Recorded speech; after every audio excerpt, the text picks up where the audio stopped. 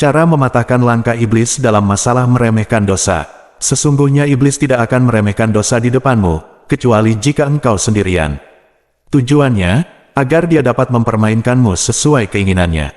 Dan secara khusus, dia juga ingin menemanimu agar dia dapat menggiringmu secara perlahan hingga membisikkan kepadamu bahwa dosa adalah urusan yang remeh. Setelah itu, dia akan memenuhi pikiranmu dengan sudut pandang tersebut dan membuat ketaatanmu semakin berkurang hingga dirimu terjerumus ke dalam larangan.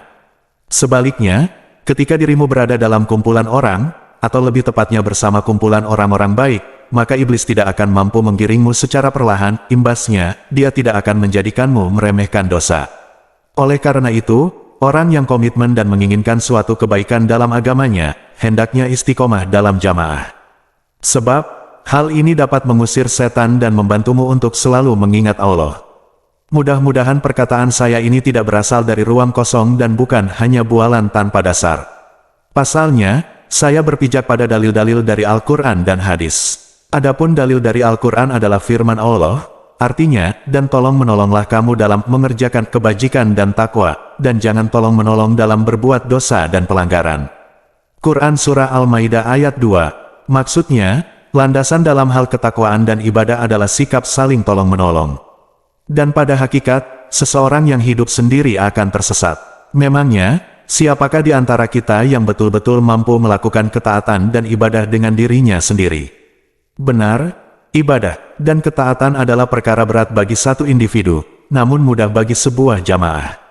Setidaknya, demikianlah tafsir dari ayat di atas. Hadis Rasulullah berikut ini akan menjadi dalil bahwa hidup berjamaah serta komitmen dengannya begitu penting, karena merupakan penolong terbaik untuk melawan dan menentang setan, sekaligus menjadi cara untuk menutup pintu masuk iblis. Aku berwasiat kepada kalian untuk mengikuti para sahabatku, lalu orang-orang yang datang setelahnya, dan orang-orang yang datang setelahnya.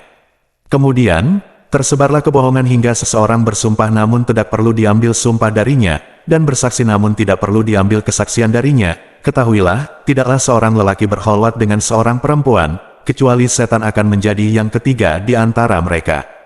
Hendaknya kalian berjamaah dan jauhilah perpecahan.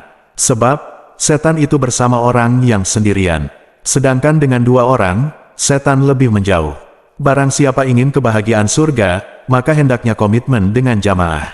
Dan barang siapa yang kebaikannya membuatnya senang dan keburukannya membuatnya benci, maka itulah orang yang mukmin.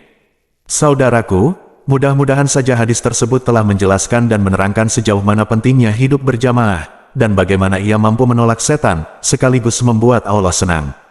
Hadis di atas juga menjelaskan kepada kita bagaimana jamaah itu dapat menolak berbagai fitnah.